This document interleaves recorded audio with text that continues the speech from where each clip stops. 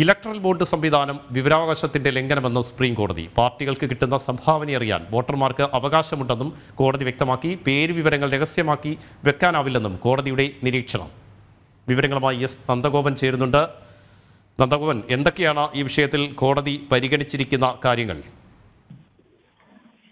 Rajeev, electoral ബോണ്ടുകൾ ഇറക്കുന്നത് supreme കോടതി വിലക്കിയിരിക്കുകയാണ്. ഇത് സംബന്ധിച്ച എല്ലാ വിവരങ്ങളും, അതായത് ഇലക്ട്രൽ ബോണ്ട് വഴി ഇതുവരെ രാഷ്ട്രീയ പാർട്ടികൾക്ക് ലഭിച്ച തുകയുടെ കണക്കുകൾ തെരഞ്ഞെടുപ്പ് commission state bank of India തെരഞ്ഞെടുപ്പ് കമ്മീഷൻ സ്റ്റേറ്റ് ബാങ്ക് ഓഫ് ഇന്ത്യയോട് കൈമാറാൻ നിർദ്ദേശിച്ചിട്ടുണ്ട്. ഈ മാസം 31-നകം തന്നെ തെരഞ്ഞെടുപ്പ് കമ്മീഷന് ഇത് പരസ്യപ്പെടുത്തണമെന്നും കോടതി നിർദ്ദേശിച്ചിട്ടുണ്ട്. പൗരന്റെ വിവരാവകാശത്തെ ലംഘിക്കുന്നതാണ് ഇലക്ട്രൽ ബോണ്ടുകൾ എന്നാണ് കോടതി നിരീക്ഷിച്ചിരിക്കുന്നത്. ബോണ്ടുകൾ ഇറക്കാൻ കമ്പനി നിയമത്തിലും അതേപോലെ തന്നെ RBI ആക്ടിലും ഭേദഗതി വരുത്തിയത് അത് ഭരണഘടനാ വിരുദ്ധമാണെന്നാണ് കോടതി നിരീക്ഷിച്ചിരിക്കുന്നത്.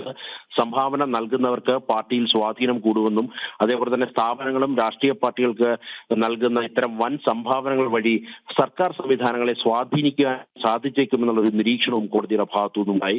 കള്ളപ്പണ നിയന്ത്രണത്തിന് മറ്റ് നിരവധി വഴികളുണ്ട്. അതിനുവേണ്ടി ഇത്തരം നിയമലംഘനങ്ങൾ അനുവദിക്കാൻ കഴിയില്ല എന്നാണ് കോടതി നിരീക്ഷിച്ചിരിക്കുന്നത്. ഭരണഘടനാ ബെഞ്ചാണ് വിധി പ്രസ്താവിച്ചിരിക്കുന്നത്. ജസ്റ്റിസ് DY ചന്ദ്രചൂഡിന് അധ്യക്ഷനായ ബെഞ്ചാണ് ഈ വിഷയം പരിഗണിച്ച് 3 മാസം മുമ്പ് ഇതിന്റെ വാദം പൂർത്തിയായിരുന്നു. അതിനുശേഷം കോടതി ചില നിരീക്ഷണങ്ങൾ നടത്തിയിരുന്നു. ആ നിരീക്ഷണങ്ങൾ കൂടി അടിസ്ഥാനമാക്കിയാണ് ഇപ്പോൾ ഈ ഒരു വിധി പ്രസ്താവന നടത്തിയിരിക്കുന്നത്. രാജീവ്, നന്ദഗോപൻ, ബാങ്കുകൾക്ക് ഇതുമായി ബന്ധപ്പെട്ട് എന്തെങ്കിലും നിർദ്ദേശങ്ങൾ സുപ്രീം കോടതി നൽകിയിട്ടുണ്ടോ? കേന്ദ്ര സർക്കാരിന് മറ്റെന്തെങ്കിലും തരത്തിലുള്ള നിർദ്ദേശങ്ങൾ അധികമായി നൽകിയിട്ടുണ്ടോ? സ്റ്റേറ്റ് ബാങ്ക് ഓഫ് ഇന്ത്യയാണ് ഈ ഇലക്ട്രൽ ബോണ്ടുകൾ ഇറക്കുന്നത്. രാജ്യത്തെ ഇലക്ട്രൽ ബോണ്ടുകൾ ഇഷ്യൂ ചെയ്യുവാനുള്ള അധികാരം സ്റ്റേറ്റ് ബാങ്ക് ഓഫ് ഇന്ത്യയാണ്. ഇതിനോടകം തന്നെ ഏതാണ്ട് 230 കോടിയിലധികം രൂപയുടെ ഇലക്ട്രൽ ബോണ്ടുകൾ state bank of India issue ചെയ്ത് കഴിഞ്ഞിരിക്കുന്നു. ഈ വിവരങ്ങൾ നേരത്തെ ഇതുമായി ബന്ധപ്പെട്ട്, അതായത് സംഭാവന നൽകുന്ന വ്യക്തിയും അതേപോലെ തന്നെ ഈ ബോണ്ട് നൽകുന്ന SBIയും അതേപോലെ തന്നെ സംഭാവന സ്വീകരിക്കുന്ന വ്യക്തിക്കും മാത്രമേ ഈ സംഭാവന സംബന്ധിച്ച വിവരങ്ങൾ അത് സംബന്ധിച്ച ധാരണ ഉണ്ടായിരുന്നുള്ളൂ.